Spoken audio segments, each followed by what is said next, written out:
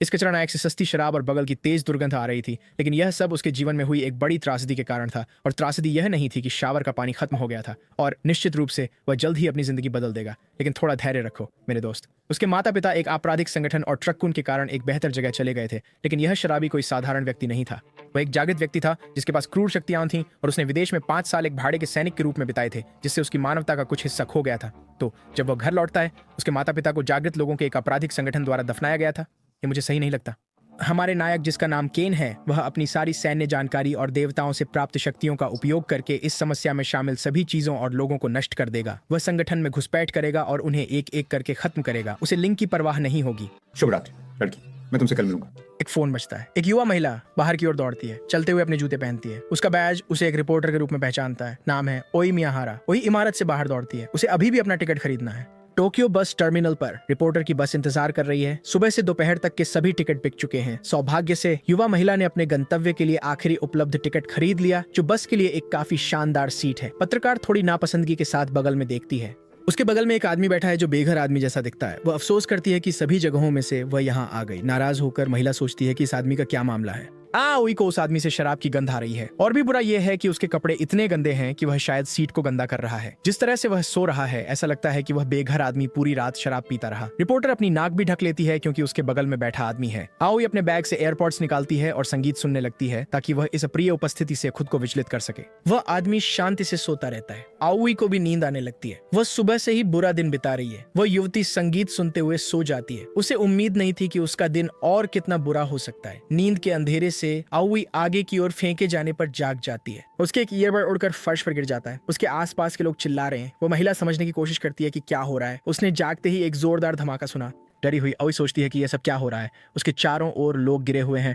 बस की खिड़कियां टूटी हुई हैं और पर्दे खिंचप से ढके हुए हैं। आगे का दृश्य पूरी तरह से अराजकता है। बस खंडहर में है और फर्श लाल रंग में रंगा हुआ है। ड्राइवर ने अपना सिर स्टीयरिंग व्हील पर मारा और बेहोश हो गया। बाहर हम देखते हैं कि बस पहाड़ की मोड़ पर दुर्घटनाग्रस्त हो गई है और अब एक चट्टान से लटकी हुई है। ओई संघर्ष करते हुए अपनी कमर पर बंधी सीट बेल्ट खोलने की कोशिश करती है। सीट बेल्ट आखिरकार खुल जाती है, लेकिन बस जो मुश्किल से लटकी हुई है हिलने लगती है। वाहन के नीचे की जमीन टूट जाती है और बस नीचे गिरने लगती है। रिपोर्टर अब मुक्त गिरावट में है। उसके चेहरे पर शुद्ध निराशा दिखाई देती है। वह चिल्लाती है। उसके हाथ बाहर की ओर बढ़ते हैं, कुछ भी पकड़ने में असमर्थ। युवती सोचती है कि क्या वास्तव में यही उसका अंत होगा। तभी एक हाथ उसकी मदद के लिए आता है। रिपोर्टर के गिरने से पहले वह हाथ उसे बेल्ट से पकड़ लेता है। आश्चर्यचकित ओई अपने उद्धारकर्ता की ओर देखती है। ये कोई और नहीं बल्कि हमारा बेघर आदमी केन है, जिसकी एक हाथ बस पर है और दूसरा हाथ पूरी तरह से महिला की बेल्ट को पकड़े हुए है, जो शायद चमड़े की है। उसके लंबे बिखरे बाल उसके चेहरे को ढकते हैं, सिवाय ठंडी नजर के। घटनाओं की श्रृंखला से ओई सदमे में है। कांपते हुए पत्रकार उस बेघर आदमी को पहचानती है। वह केन के अग्रभाग को पकड़ती है, जो उसके दोनों हाथों से बड़ा है। हिलते हुए ओई अपनी जान बचाने के लिए नायक को धन्यवाद देती है। जवाब देने का समय नहीं है। बेघर केन को एहसास होता है कि बस की स्थिति और खराब हो रही है। वह एक टूटी हुई खिड़की देखता है।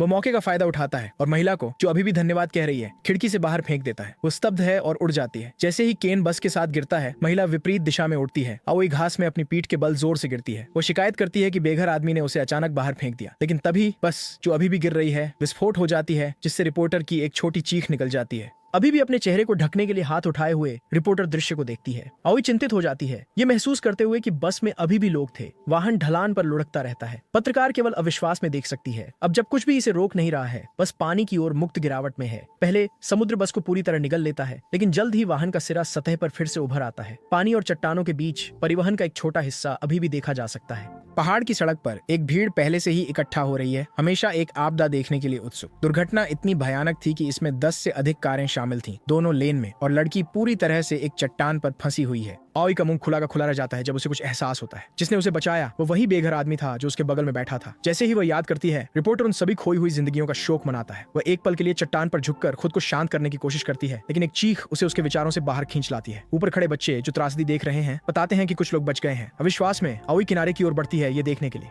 कोई बस की विंडशील्ड से बाहर चढ़ रहा है। नायक किसी को अपनी पीठ पर लेकर आता है। ओई अपनी आंखों पर विश्वास नहीं कर पा रही है। केन एक घुटने के बल टिकता है और लगभग पूरी तरह से बस से बाहर है। ये दृश्य रिपोर्टर को एक विचार देता है। वो अपनी जेब से फोन निकालती है और आपदा का लाइव स्ट्रीम करने का फैसला करती है। बस एक क्लिक से वो लाइव हो जाती है। वो वास्तविक समय में एक आपातकालीन प्रसारण शुरू करती है। उसका विविध दर्शक वर्ग इसे देखना शुरू करता है। ओई दर्शकों को दुर्घटना के बारे में जानकारी देती है। चूंकि वह उस शो के आधिकारिक चैनल से सीधे प्रसारण कर रही है जिसके लिए वह काम करती है, जल्द ही बहुत से लोग देखने लगते हैं। पत्रकार पानी में बस की स्थिति दिखाती है। जैसे ही वह कैमरा वाहन की ओर करती है, आओई यात्रा के बारे में विवरण देती है। फिर से विंडशील्ड से एक सिर बाहर आता हुआ देखा जा सकता है। केन के बचाव का प्रसारण फिर से केन को लोगों को बचाते हुए लाइव प्रसारित करते हुए वो उसे एक नायक के रूप में वर्णित करती है। नायक फिर से तैरते वाहन से उठता है। बच्चे उसे पागल होते हुए देखते हैं। चैट पूरी तरह से टिप्पणियों से भरी हुई है। स्ट्रीम पर हम देखते हैं कि हीरो 5 लोगों के साथ उभर रहा है, जैसे उन्हें टहलाने ले जा रहा हो। हालांकि नायक के चेहरे पर कोई भाव नहीं है। केन वाहन के पास एक चट्टान देखता है। वह सबको पकड़े हुए कूदने में सफल होता है और वही 1 सेकंड के लिए भी कैमरा उस पर से नहीं हटाती जब एक सूचना आती है। उसका बॉस उससे पूछता है कि यह आपातकालीन प्रसारण आखिर है क्या। वो फिल्मिंग करती रहती है जबकि वह उसके ठिकाने के बारे में संदेश भेजता रहता है, अपने बॉस को पूरी तरह से नजरअंदाज करते हुए, जो कहता है कि यह दुर्घटना प्रसारित करने का समय नहीं है। पत्रकार लाइव स्ट्रीम जारी रखती है। आओई अपने बैग से एक टैबलेट निकालती है जो किसी चमत्कार से अभी भी काम कर रहा है। टैबलेट न केवल काम कर रहा है बल्कि उस पर एक खरोंच भी नहीं है। रिपोर्टर अपने बॉस को संदेश भेजती है कि उसके पास फिल्मिंग रोकने का समय नहीं है और वह बाद में समझाएगी। शो के अन्य स्टाफ सदस्य निराश हो जाते हैं। ये समझ नहीं पाते कि क्या हो रहा है। न्यूज रूम के स्टाफ आपस में बहस करते हैं कि क्या करना चाहिए। इस समय हर कोई बहुत व्यस्त लगता है। पृष्ठभूमि में साउंड बोर्ड पर एक तकनीशियन ओई के लाइव फीड की आवाज बढ़ा देता है। ओई द्वारा शुरू किया गया प्रसारण लाइव जारी रहता है। दुर्घटना देख रहे बच्चों की चीखें सुनकर रिपोर्टर चौंक जाती है। आओई स्ट्रीम जारी रखने के लिए चट्टान से फोन उठा लेती है। अब बस का किनारा दिखाई दे रहा है। वाहन पानी में मगरमच्छ की तरह घूम रहा है।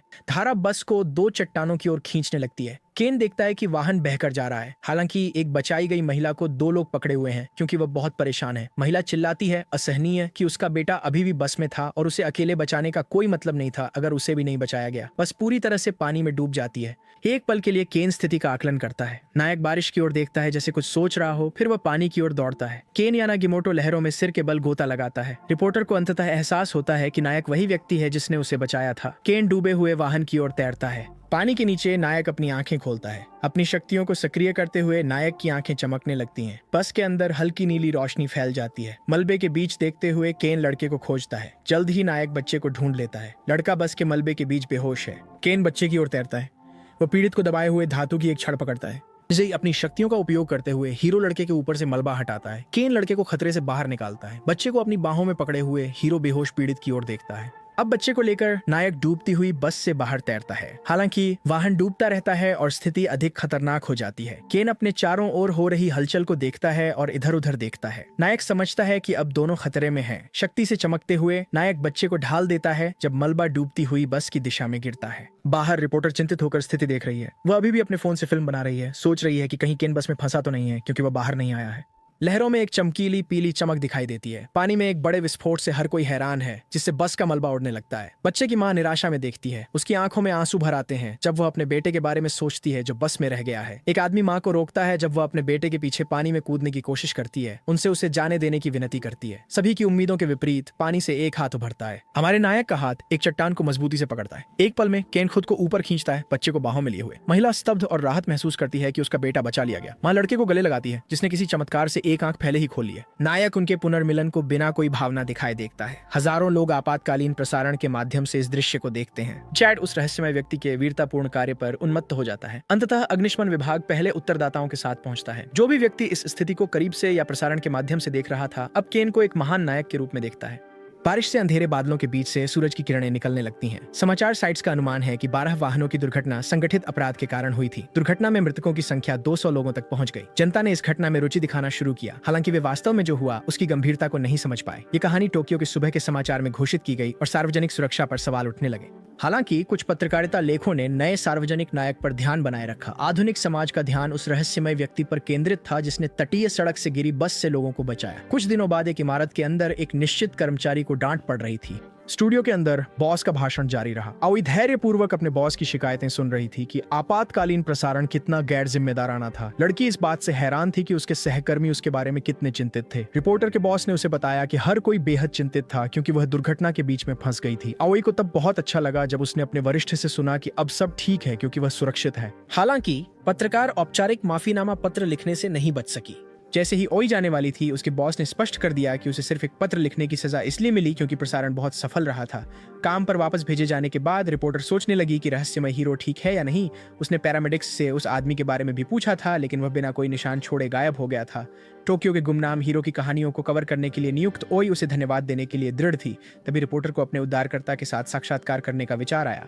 कहीं और हमारा हीरो अन्य मामलों में व्यस्त था। केन एक व्यक्ति हार्म्स के साथ फोन पर था। हार्म्स ने फोन का जवाब देते हुए कहा कि वह लोगों के हीरो से कॉल की उम्मीद नहीं कर रहे थे। नायक ने उसे बीच में ही रोकते हुए कहा कि वह उपनामों के साथ बंद कर दे। फिर हार्म्स ने पूछा कि क्या वह उन्हें हीरो केन कह सकते हैं।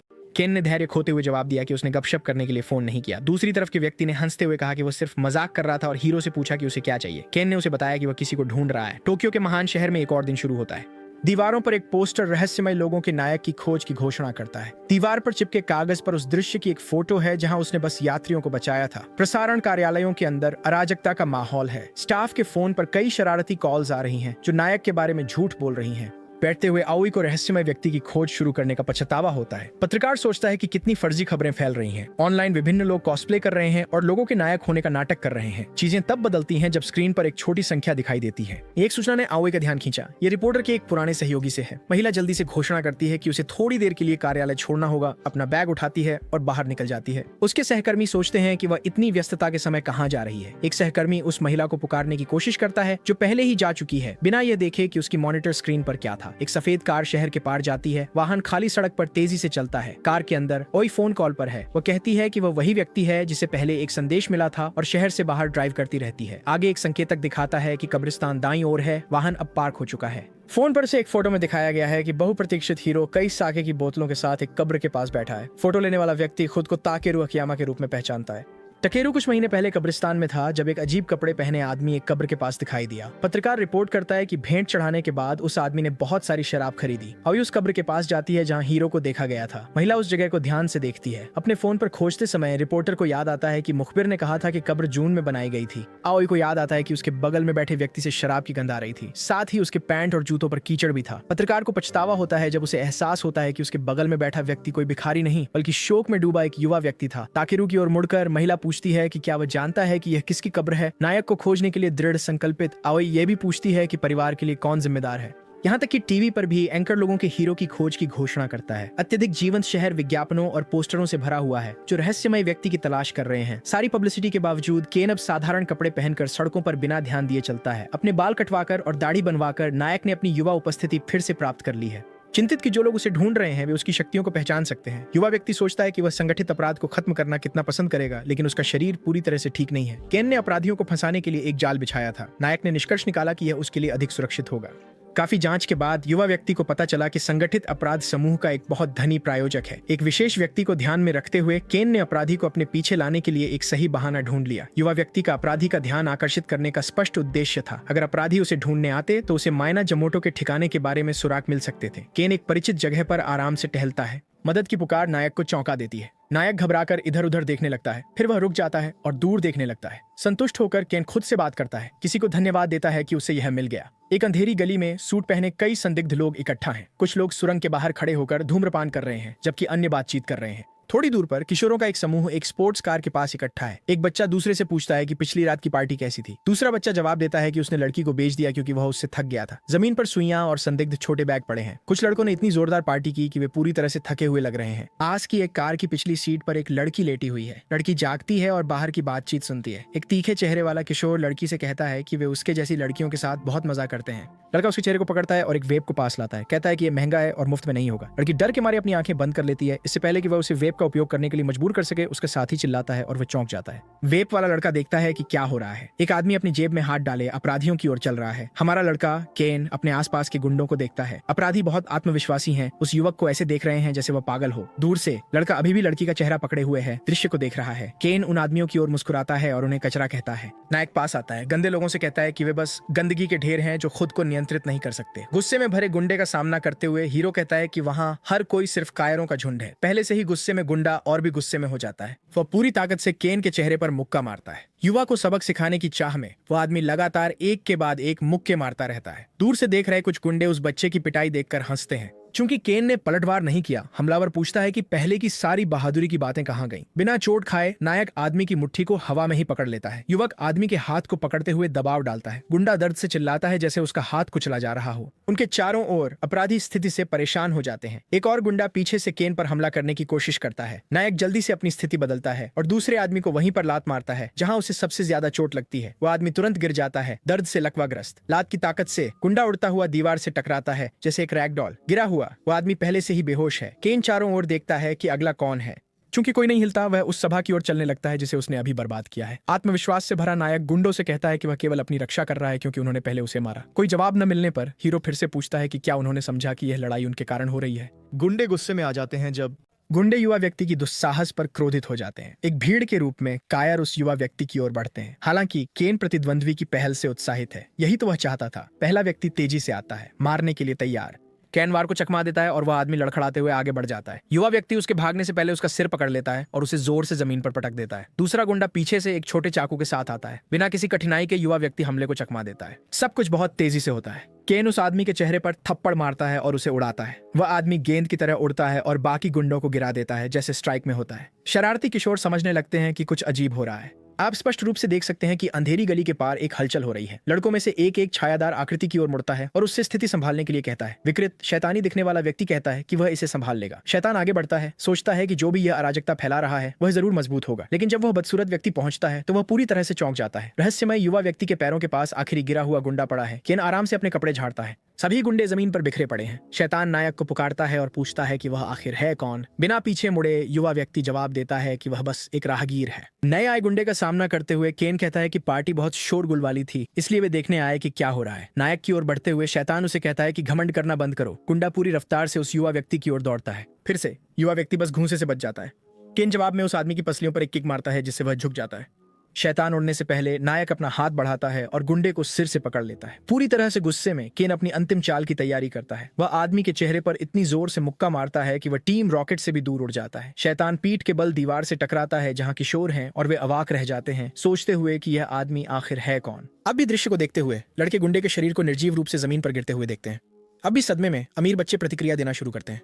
उनमें से एक पार्टी से खाली बोतल उठाता है। किशोर समूह में अजनबी पर हमला करते हैं। शांत और संयमित युवा व्यक्ति स्थिर खड़ा रहता है, आने वाले दुश्मनों का इंतजार करता है। जैसे ही केन देखता है कि वे काफी करीब हैं, वह पहले लड़के की ठुड्डी पर अपरकट मारता है, फिर दूसरे लड़के के चेहरे पर थप्पड़, तीसरे के कान पर पैर और अंत में चौथे पर जोरदार थप्पड़। युवा व्यक्ति रुकता है यह देखने के लिए कि क्या कोई वापस उठने वाला है। कुछ नहीं। नायक के पीछे तेज रोशनी चमकती है जिससे वह चौंक जाता है। जब नायक मुड़कर देखता है, एक कार सीधे उसकी ओर आ रही होती है। स्टीयरिंग पर वाइप किड है। डरा हुआ किशोर एक्सेलरेटर पर पैर मारता है। हमारा युवा व्यक्ति परवाह नहीं करता और कार के सामने खड़ा रहता है। तेज गति से वाहन नायक के करीब आता है। केन कार को ऐसे देखता है जैसे वह एक स्कूटर हो। युवा व्यक्ति सिर्फ एक पैर से कार को रोक देता है, सामने के हिस्से को कुचलते हुए, और एक जोरदार धमाका पैदा करता है। वेप किड का चेहरा विंडशील्ड से टकरा जाता है। उसकी आंखें चमक रही हैं। नायक उत्साहित दिखता है। उसे आखिरकार अपना लक्ष्य मिल गया है। केन सीधे ड्राइवर की ओर बढ़ता है। वह कार में हाथ डालता है, बच्चे को कॉलर से पकड़कर बाहर खींचता है और उसे वाहन से बाहर निकाल देता है, रास्ते में सब कुछ तोड़ते हुए। बच्चा उड़ता है और जमीन पर गिरता है। डरे हुए पिल्ले की तरह कांपते हुए गुंडा पास आते हुए युवक को देखता है। वेप किड बिना यह जाने माफी मांगने लगता है कि क्यों। काली मुस्कान के साथ केन अपने लक्ष्य के पास आता है, उसे चिंता न करने के लिए कहता है। खाली आत्माहीन नजर से नायक छोटे गुंडे से कहता है कि वह नहीं मरेगा। वेप को मना करने वाली लड़की चौंक कर जाग जाती है। उसके ऊपर वह कोई छत नहीं देखती, सिर्फ आकाश और कुछ धातु की बीम्स। पीड़िता जगह को पहचानते ही जल्दी से उठ जाती है। पास में खड़ा एक हुड पहने व्यक्ति पूछता है कि क्या वह आखिरकार जाग गई है। लड़की उस व्यक्ति से पूछती है जो पीठ किए खड़ा है कि वह कौन है। युवक उसे चुप रहने और वहीं रहने के लिए कहता है क्योंकि वह जो कर रहा है वह लगभग पूरा हो गया है। फिर वह कांपते हुए बच्चे योसुके की ओर मुड़ता है और पूछता है कि क्या वह उससे सहमत है। केन योसुके से उसका फोन देने के लिए कहता है और बच्चा बस सिर हिलाता है और दे देता है। नायक गुंडे से पुष्टि करता है कि क्या उसका नाम योसुके मिता है। लड़का तुरंत पुष्टि करता है। हमारा युवा व्यक्ति और गहराई में जाना चाहता है। बच्चे से पूछता है कि उसके पिता क्या काम करते हैं। योसुके कहता है कि उसके पिता संसद सदस्य हैं और केन सोचता है कि अब तक सब कुछ जांच के अनुसार है। युवा व्यक्ति अमीर बच्चे के पास घुटनों के बल बैठता है और उससे पूछता है कि क्या उसके पिता जानते हैं कि वह एक गुंडा है। कोई जवाब नहीं। फोन स्क्रीन पर हम देखते हैं कि बच्चे के पिता को कॉल किया जा रहा है। संसद सदस्य जवाब देते हैं। अपने बेटे से पूछते हैं कि वह कहाँ था और क्या उसे पता है कि समय क्या हो रहा है। हमारा नायक फोन कान पर लगाए सुनता है कि पिता बच्चे को पूरी डांट लगा रहे हैं। केन लाइन के दूसरी तरफ के व्यक्ति को पुकारता है जो भ्रमित लगता है। नायक बात करता रहता है और पिता से पूछता है कि क्या उन्हें पता है कि उनका बेटा किसमें शामिल रहा है।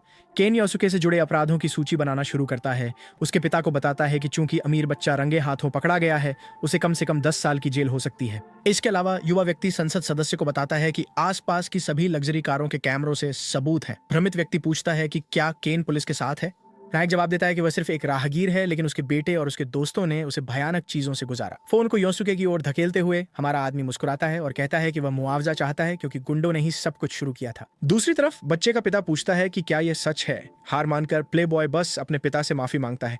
इसके अलावा केन उस आदमी से कहता है कि इसके ऊपर युसुके के नशे में उसे कुचलने की कोशिश का फुटेज भी है और डीलर और पीड़ित दोनों गवाह हैं। सांसद उससे पूछते हैं कि उसे कितने पैसे चाहिए। हमारा आदमी कहता है कि उसे लगभग 4 मिलियन रियास और पीड़ित को नुकसान न पहुंचाने का लिखित वादा चाहिए। पिता गुस्से में आ जाते हैं और पूछते हैं कि क्या वह मजाक कर रहा है। नायक जवाब देता है कि क्या वह चाहता है कि वह जो हो रहा है उसका लाइव स्ट्रीम शुरू कर दे। कुछ क्षण की चुप्पी के बाद सांसद हताश होकर योसुके के पिता युवा व्यक्ति को धमकी देते हैं। कहते हैं कि वह भी इससे बच नहीं पाएगा और उन्हें इसे शांति से सुलझाना चाहिए। केन स्पष्ट करता है कि वह जानता है कि राजनेता की स्थिति के साथ वह मीडिया को नियंत्रित कर सकता है और वीडियो मिटा सकता है, इसलिए यह इसे हल करने का सबसे तेज तरीका था। बूढ़ा आदमी शिकायत करता है कि उसका बेटा उसे केवल परेशानी लाता है। नायक उसे कहता है कि रोना बंद करो और पहले से ही जवाब दो। हार मानकर राजनेता मुआवजे की शर्तों को मान लेता है, बिना किसी पहचान के भुगतान करने की पेशकश करता है और पीड़ित को अकेला छोड़ने का वादा करता है। केन उत्साहपूर्वक जवाब देता है, कहता है कि वे आखिरकार सहमत हो गए हैं और बूढ़े आदमी को सुबह 6 बजे मिलने के लिए एक पता देता है। जल्दी से युवक योसुके का फोन वापस जमीन पर फेंक देता है। नायक अंत में लड़की की ओर मुड़ता है और उसे इंतजार कराने के लिए माफी मांगता है। केन पीड़िता से कहता है कि वह समझता है कि वह घर जाना चाहती होगी, लेकिन अगर वह अभी चली जाती है तो उसे जीवन भर बुरे सपने आएंगे। फिर युवक उससे कहता है कि डर से छुटकारा पाने के लिए उसे समस्या के स्रोत को खत्म करना होगा। कुछ समय बाद सूरज उगता है और आदमी एक चांदी की कार से बाहर निकलते हैं। हमारा नायक सोचता है कि समस्याओं का उसी दिन समाधान किया जाना चाहिए ताकि कल मन में शांति हो सके। केन पैसे का बैग प्राप्त करता है और उसे खोलकर अंदर देखता है। बैग मोटी नकदी की गड्डियों से भरा है। युवक पैसे का बैग लड़की की ओर फेंकता है। लड़की बैग को हैरानी से देखती है। ये विश्वास नहीं कर पा रही कि क्या हो रहा है। वह हीरो को धन्यवाद देती है, जो उससे पूछता है कि वह उस स्थिति में कैसे पहुंची और कहता है कि उसे धन्यवाद देने की कोई जरूरत नहीं है। जब लड़की विरोध करने लगती है तो वह उसे बताता है कि उसने सद्भावना से मदद नहीं की। फिर भी पीड़िता उसे बताती है कि उसके लिए वह एक उद्धार करता है। नायक उसे बताता है कि वह कोई हीरो नहीं है, वह तो बस एक आवारा है जो यहाँ से गुजर रहा है। कहीं और एक आदमी गुस्से में मेज पर मुक्का मारता है। नफरत से अंधे योसुके के पिता कसम खाते हैं कि वह इसे यूं ही नहीं जाने देंगे, क्योंकि जिसने उन्हें ब्लैकमेल किया वो उनकी राजनीतिक करियर को बर्बाद कर सकता है। बूढ़ा आदमी युगो मिजुकामी को फोन करता है, जो नायक के दत्तक पिता के पतन के लिए जिम्मेदार है। एक सोफे पर आराम करते हुए अपराधी फोन का जवाब देता है, सांसद को प्रोफेसर कहकर संबोधित करता है। दूसरी तरफ राजनेता यूगो से कहते हैं कि उन्हें किसी का ख्याल रखना है, चाहे कुछ भी हो, और इनाम 2 मिलियन रयू नकद होगा। गैंगस्टर जवाब देता है कि वह इस कहानी के बारे में और जानना चाहेगा।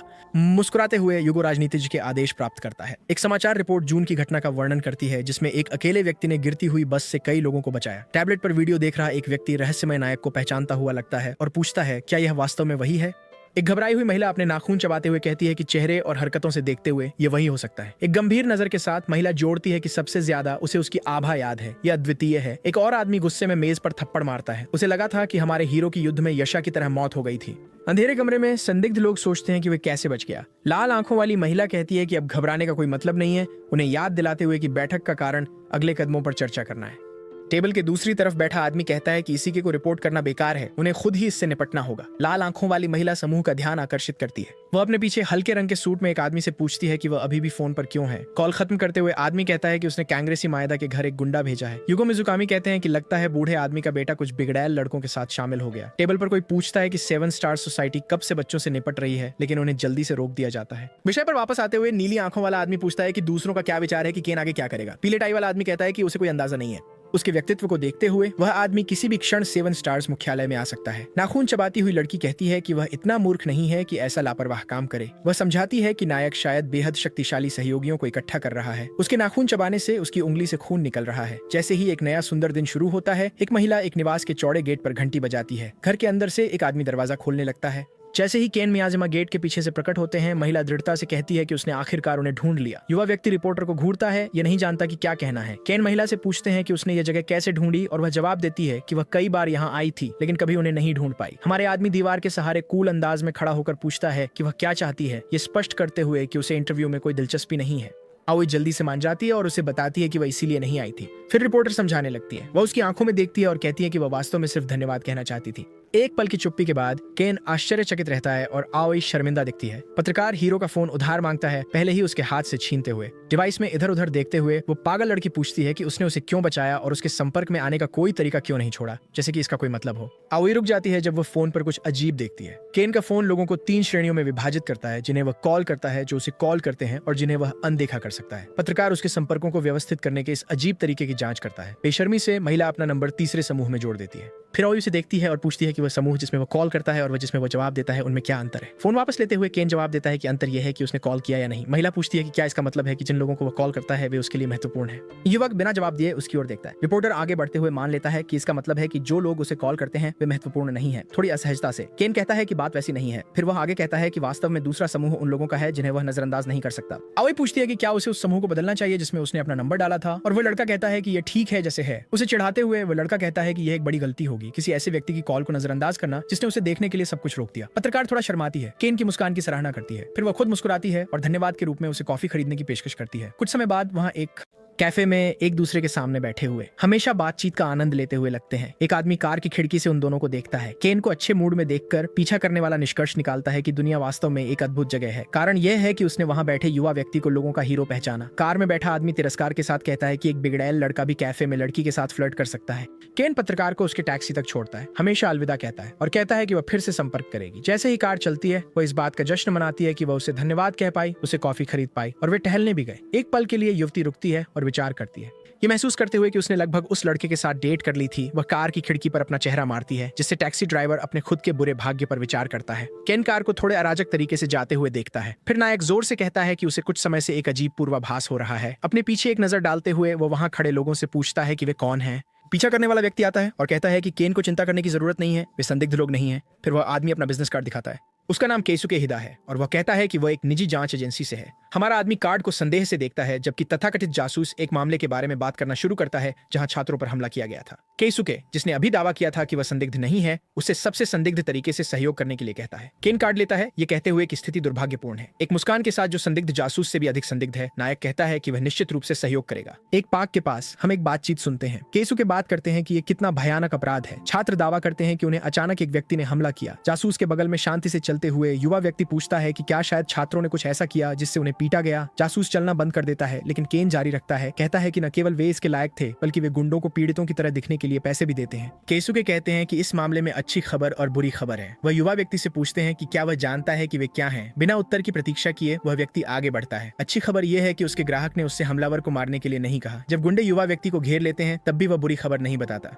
अचानक वह एक रिवॉल्वर निकालता है और उसे कॉक करता है। नायक की ओर इशारा करते हुए वो कहता है कि बुरी खबर यह है कि उसकी बातें उसे परेशान कर रही थीं। केन नहीं घबराता और कहता है कि उसके पास केवल एक सवाल है। केसुके उसे आगे बढ़कर पूछने के लिए कहता है। युवा व्यक्ति संक्षेप में चारों ओर देखता है और फिर सशस्त्र व्यक्ति से पूछता है कि क्या उसने अपने ग्राहक को पहले ही बता दिया है कि उसने उसे पकड़ लिया है। जब एक आदमी कहता है कि उसने अभी तक क्लाइंट को नहीं बताया है क्योंकि वह तब तक कुछ नहीं कहेगा जब तक केन मर नहीं जाता, युवा आदमी संतोष से मुस्कुराता है। आंखों में चमक के साथ नायक स्वीकार करता है कि यह तरीका अधिक सुविधाजनक है। केसुके तुरंत समझ जाता है कि उसने गलती की है। जासूस युवा आदमी की दिशा में बेताबी से गोली चलाने लगता है। केन गोलियों को ऐसे चकमा देता है जैसे वे धीमी गति में चल रही हों, जबकि वह केइसुके की ओर बढ़ रहा है। एक पल में हमारा नायक सुनहरी आभा से चमकता हुआ सशस्त्र व्यक्ति के सामने होता है। जासूस हवा में गाली देता है और थोड़ा पीछे हटता है। वह तुरंत वार करने की कोशिश करता है, लेकिन युवा व्यक्ति आसानी से चकमा दे देता है। केन आदमी को कॉलर से पकड़ता है और उसे कागज के हवाई जहाज की तरह दूर फेंक देता है। गुंडे अपने बॉस को जमीन पर मुड़ा हुआ देखकर हिल जाते हैं। फिर वे वापस लड़ने का फैसला करते हैं। हर एक के पास हथियार है। गुंडे जोड़े में युवा व्यक्ति पर हमला करते हैं। चमकती आंखों के साथ नायक बस इंतजार करता है। केन चकमा देते हुए एक साथ चाकू पकड़े प्रतिद्वंद्वी की बांह पकड़ लेता है। युवा व्यक्ति उस आदमी को परिवार के गहनों पर घुटना मारता है। बेचारा आदमी लगभग बेहोश हो जाता है और बकवास बकता है। वह चाकू गिरा देता है तो शायद वह बेहोश हो गया। केन चाकू को जमीन पर गिरने से पहले पकड़ लेता है। एक तेज गति से वह इसे फेंकने की तैयारी करता है। ब्लेड गुंडे नंबर 2 के चेहरे को छूता है। उस आदमी ने निश्चित रूप से खुद को गंदा कर लिया। समझदारी से गुंडा नंबर 2 कोशिश करने से पहले ही हार मानने का फैसला करता है। सभी विरोधियों के गिरने के बाद युवा व्यक्ति घोषणा करता है कि उसके पास केइसुके के लिए अच्छी और बुरी खबरें हैं। नायक बंदूक उठाने के लिए झुकता है, कहता है कि अच्छी खबर यह है कि वह उसे मारने की योजना नहीं बना रहा था। वह बंदूक को कॉक करता है और बुरी खबर कहता है। दुष्टता से मुस्कुराते हुए वह कहता है कि वह फिर भी उसे नहीं मारेगा। केन पूछता है कि अब वे लोग क्या करने की योजना बना रहे हैं और गिनती शुरू करता है। 1 जमीन पर बेहोश गुंडा, 2 वह जो पूरी तरह से सदमे में है, 3 खुद केइसुके हिदा, और फिर तीनों भाड़े के सैनिकों को जो दिखाई दिया वह एक काला बैरल था। कुछ क्षण बाद युवा व्यक्ति अभी भी गुंडों से पूछताछ कर रहा है। धमकी भरे लहजे में केन गुंडे को चेतावनी देता है कि अगर वे समय बर्बाद करने की कोशिश कर रहे हैं तो यह एक बेकार प्रयास है। युवक गुंडे नंबर 2 की ओर मुड़ता है और पुष्टि करता है कि उसका नाम ओनरस है। बिना जवाब का इंतजार किए केन ओनरस की ओर इशारा करता है और पूछता है कि शायद वह सुन नहीं सकता क्योंकि उसका कान बंद है। युवक की काली नजरें बिना बोले संदेश देती हैं। समझते हुए कि क्या होने वाला है, गुंडा घबरा जाता है और नायक से एक पल रुकने की विनती करता है। पहले से ही ट्रिगर पर उंगली रखे हुए हाथ आदमी की विनती को अनदेखा करता है और गोली चला देता है। उज्जवल रोशनी वाले पार्क में केवल आदमी की चीखें सुनी जा सकती हैं। गुंडा ओनरस अब एक कान वाला है। केसुके अपने गुर्गे को बकवास करते हुए घबराते हुए देखता है। घबराहट में नकली निजी जासूस बोलना शुरू करता है। अभी भी जमीन पर वह आदमी युवा व्यक्ति से कहता है कि वह फिर कभी उसके सामने अपना चेहरा नहीं दिखाएगा। अपनी सौदेबाजी के हिस्से के रूप में केसुके कहता है कि वह उसे दी गई सारी रकम देगा और यहाँ तक कि और भी जोड़ देगा, लेकिन युवा व्यक्ति उसे रोक देता है, ये कहते हुए कि ये पैसे के बारे में नहीं है। केन अपना हाथ बढ़ाता है और अपराधी का फोन मांगता है, कहते हुए कि उसे वास्तव में उस व्यक्ति की संपर्क जानकारी चाहिए जिसने उसे काम पर रखा था। गुंडा घबरा जाता है और युवा व्यक्ति से कुछ और मांगने की विनती करता है। केसुके फिर दोगुना भुगतान देने की पेशकश करता है, लेकिन हमारे नायक को पैसे की परवाह नहीं है और वह आदमी से कहता है कि वह उसकी स्थिति नहीं समझता। डर से भरी आंखों के साथ जासूस केन से पूछता है कि क्या उसे किसी तरह पता है कि उसका ग्राहक कौन है। युवा व्यक्ति हल्के कदमों से अपराधी की ओर बढ़ता है। नायक आदमी के सामने रुकता है और गर्व से कहता है कि उसे पता है कि उसका ग्राहक 7 स्टार सोसाइटी है। केसुके हैरान है कि युवा व्यक्ति जानता है यह था और पूछता है कि उसे कैसे पता चला। एक हताश प्रयास में गुर्गा कहता है कि 7 स्टार सोसाइटी ऐसा दुश्मन नहीं है जिसका वह अकेले सामना कर सके। उनका दुश्मन होना राज्य का दुश्मन होना है। संगठन न केवल मीडिया बल्कि राजनीति को भी नियंत्रित करता है। इसके अलावा उनके पास असीमित धन है, यहाँ तक कि देश का राष्ट्रपति भी 7 स्टार्स का मोहरा मात्र है। कोई भी 7 का सामना नहीं कर सकता, विशेष रूप से कार्यकारी युगो मिजुकामी।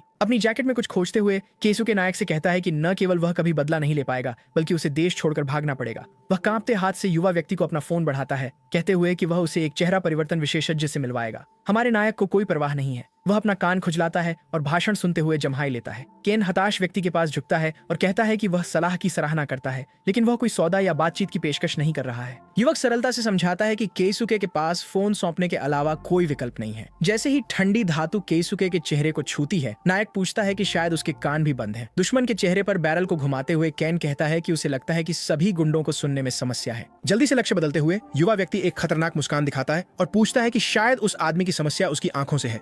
अपनी ही पेशानी पर रिवॉल्वर दबाए हुए अपराधी युवा व्यक्ति से पूछता है कि वह क्या करने की योजना बना रहा है। जवाब में नायक की मुस्कान और भी विकृत हो जाती है, जैसे वह सोच रहा हो कि क्या उसे फर्श पर पड़े व्यक्ति के लिए सब कुछ स्पष्ट करना पड़ेगा। तीनों अपराधी शहर की गलियों में बिना रुके या सांस लिए दौड़ते हैं। समूह का नेता पीछे देखता है कि क्या उनका पीछा किया जा रहा है। ये सुनिश्चित करने के बाद कि कोई उनका पीछा नहीं कर रहा है, वे धीरे धीरे रुकने लगते हैं और अंततः दौड़ना बंद कर देते हैं। तीनों आदमी अंततः रुककर आराम करते हैं और अपनी सांसें समेटते हैं। केसुके इस बारे में सोचना बंद नहीं कर सकता कि उस युवा व्यक्ति ने उसकी सारी जानकारी कैसे चुरा ली। नेता के विचारों को बाधित करते हुए और इस सुझाव देता है कि वे बस ग्राहक को सच बता दें कि क्या हुआ। उसका वरिष्ठ मूर्ख से पूछता है कि क्या उसकी मौत की इच्छा है। वह गुर्गा जो बीमार हो गया और बेहोश हो गया कहता है कि भले ही वे वापस जाएं, उनके पास दिखाने के लिए कुछ नहीं है। केसुके बाकी 2 लोगों से कहता है कि जिस क्षेत्र में वे हैं वह जासूसी एजेंसियों से भरा हुआ है, इसलिए घात और हितों के टकराव आम है। अपराधी शहर के चारों ओर खोज करते हैं। वे एक एजेंसी पाते हैं जिसका नाम है डिटेक्टिव यूनियन। नेता ओरेस से कहता है कि उसका गायब कान सबूत के रूप में काम करेगा। दूसरा गुर्गा बॉस से पूछता है कि क्या डिटेक्टिव यूनियन के लोग उनकी कहानी का समर्थन करेंगे, और केसुके कहता है बिल्कुल नहीं। भ्रमित होकर अपराधी पूछता है कि फिर वे कहानी को विश्वसनीय कैसे बनाएंगे। जासूस बस इतना कहता है कि उन्हें सभी को खत्म करना होगा। योग्यतम की उत्तरजीविता बस यही है। कमजोरों पर अत्याचार होता है और इस दुनिया में केवल ताकतवरों के पास अधिकार होते हैं। इस बीच केन उस फोन को खोजता है जो उसने केसुके से चुराया था। टोक्यो एक और खूबसूरत दिन के लिए जागता है। सूरज चमकता है, पक्षी गाते हैं। हर अस्पताल के कमरे के अंदर 2 लोग मिलते हैं। डॉक्टर युवा व्यक्ति से पूछते हैं कि क्या उसे कोई पुरानी बीमारी है, क्योंकि वह उस स्थिति में शरीर के साथ अच्छी तरह से चलता है। युवा व्यक्ति जवाब देता है कि उसे हाई स्कूल के दौरान स्वास्थ्य समस्याएं थीं और पूछता है कि क्या उसकी स्थिति वास्तव में इतनी खराब है। आश्चर्यचकित डॉक्टर कहते हैं कि उसके शरीर को देखकर वह अनुमान लगाएंगे कि वह युवा व्यक्ति लगभग 60 से 70 वर्ष का है। केन कहते हैं कि वह सुनने का आदी है कि वह बूढ़े आदमी जैसा दिखता है और डॉक्टर से पूछते हैं कि क्या वह लड़ने में सक्षम है, जिसका उत्तर नकारात्मक मिलता है। स्वास्थ्य कर्मी युवा व्यक्ति से कहते हैं कि अगर वह किसी को घूंसा मारता है तो जो टूटेगा वह दुश्मन का चेहरा नहीं बल्कि उसका अपना हाथ होगा। डॉक्टर आगे कहते हैं कि उसकी बाएं फेफड़े में समस्या है और उसे एक क्रॉनिक ऑब्स्ट्रक्टिव रेस्पिरेटरी डिजीज होने की संभावना है। बैठते हुए युवा व्यक्ति सोचता है कि उसकी कोशिकाओं का परिवर्तन, जहां सभी कोशिकाएं बदल रही हैं, अपने अंतिम चरण में है, जिससे वह बीमार दिख रहा है। केन ने विशेष रूप से 7 स्टार्स के नियंत्रण वाले अस्पताल को चुना ताकि वे विश्वास करें कि वह कमजोर है।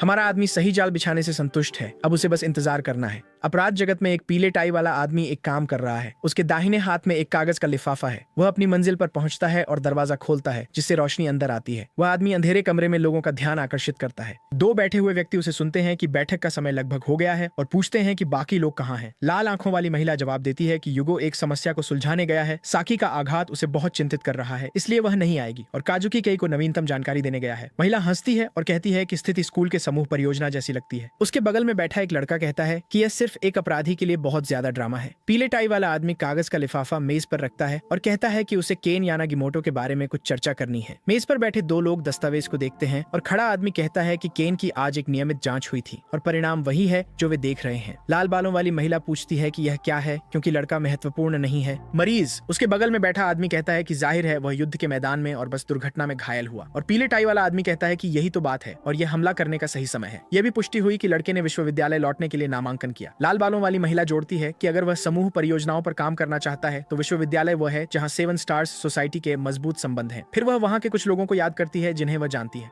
हम एक खतरनाक दुनिया में रहते हैं। कॉलेज में एक लड़ाई किसी की मौत में भी समाप्त हो सकती है। महिला इस विचार से उत्साहित होकर हंसती है। फिर लाल बालों वाली महिला के मन में एक और विचार आता है और वह सोचती है कि अगर वह किसी संदिग्ध संगठन का एजेंट होता तो क्या होता।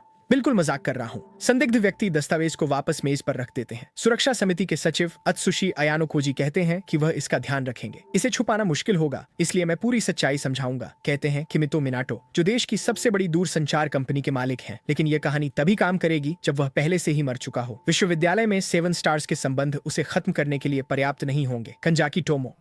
द कांग्रेसमैन की बेटी और प्रधानमंत्री की मुख्य सचिव कुछ क्षमता उपयोगकर्ताओं को विश्वविद्यालय में दाखिला दिलाने की पेशकश करती है। पूर्णिमा की रात में दूर से संगीत बजने की आवाज सुनाई देती है। एक बजती हुई फोन की आवाज आती है। फोन का मालिक उसे पकड़ने के लिए हाथ बढ़ाता है। युवा व्यक्ति हार्म्स से एक कॉल का जवाब देता है। दूसरी तरफ बैंगनी बालों वाला युवक काफी खुशमिजाज लगता है। हार्म्स कहता है कि सार्वजनिक नायक से फोन पर बात करना सम्मान की बात है, लेकिन केन उसे टालमटोल बंद करने और मई के मामले के बारे में जो कुछ भी जानता है वह बताने के लिए कहता है। मुखबिर नाराज होने का नाटक करता है, कहता है कि केन बहुत ठंडा है, उसे अभी तक मई के मामले के बारे में कुछ नहीं पता, लेकिन उसके पास उस युवक के लिए कुछ दिलचस्प जानकारी है। हार्म्स नायक के फोन में एक संपर्क का उल्लेख करता है। वह कि कुमियामा का स्थान भेजता है जिसके पास कुछ सुराग हो सकते हैं। हमारा आदमी पूछता है, चिंतित है कि क्या की खतरे में है। लाइन के दूसरी तरफ का युवा व्यक्ति जवाब देता है कि वह अभी भी देश में है, लेकिन ऐसी जगह पर है जहां पहुंचना विदेश में होने से भी कठिन है। पहेलियों में बोलते हुए मुखबिर कहता है कि वह पास है, लेकिन ढूंढना मुश्किल है। हालांकि शायद केन इसे आसानी से कर सकता है। सिरदर्द से ऊबकर नायक उससे सीधे कहने के लिए कहता है। फिर हार्म्स सीधे कहता है कि उसे 7 स्टार सोसाइटी ने पकड़ लिया था। यह जानकारी सुनकर युवक हैरान रह जाता है।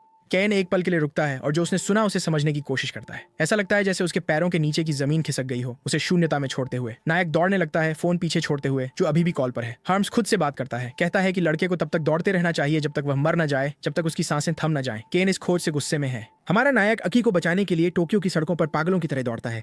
कृत्रिम रोशनी रात को रोशन करती है।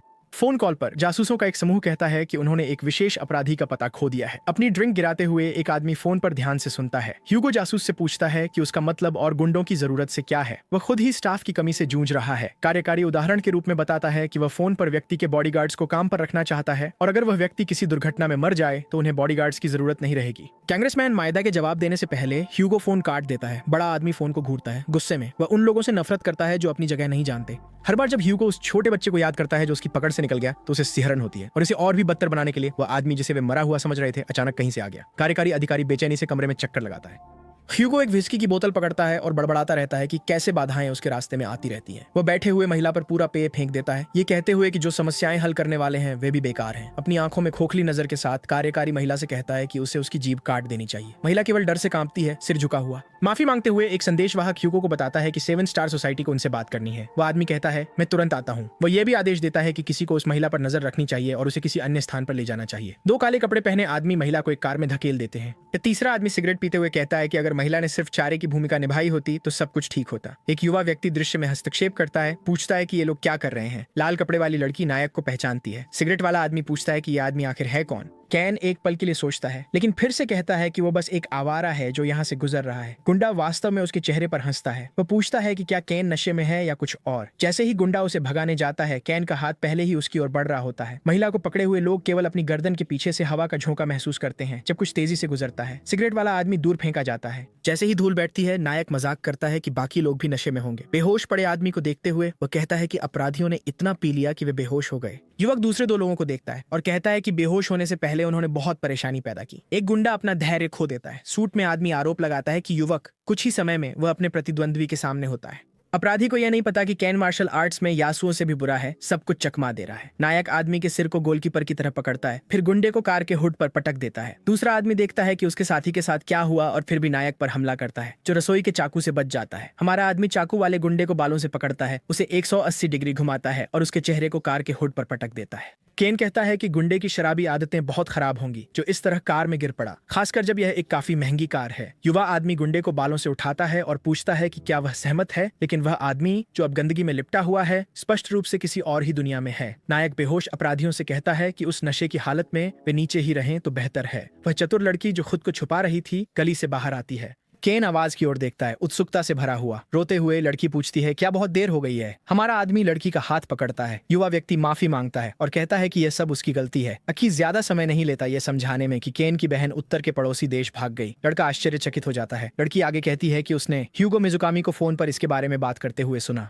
ह्यूगो गुस्से में था और उसने फोन कमरे के पार फेंक दिया। अपराधी ने मई के भागने के लिए लड़की को दोषी ठहराया। उसने तो सोचा भी था कि वह मर चुकी है। केन कहता है कि लड़के की चिल्लाहट ने सारी पुरानी यादें मिटा दी। उसका सहयोगी पूछता है कि नायक पिछले 5 सालों से कहाँ था। लड़का कहता है कि वह विदेश पढ़ाई करने गया था और उसके बाद कुछ लोगों से मिला। फिर परिचित पूछता है कि क्या वह किसी संदिग्ध लेन देन में शामिल रहा है। नायक संदिग्ध लोगों की कल्पना करता है जो दूसरों के पैसे चुराते हैं, लेकिन केन ने एक आदमी पर बंदूक तान दी थी। तो युवा व्यक्ति जवाब देता है कि वह निश्चित रूप से कोई धोखेबाज नहीं है, हालांकि दूसरा अभी भी संदेह करता है। इधर उधर देखते हुए नायक पूछता है कि वे लोग कौन हैं। गलियारे से नीचे आते हुए काले कपड़े पहने हुए युवाओं की पंक्तियां पास आती हैं। वे उत्तरी पड़ोसी देश से हैं। केन पूछता है कि वे विश्वविद्यालय के अंदर राक्षसों की तरह कॉस्प्ले क्यों कर रहे हैं।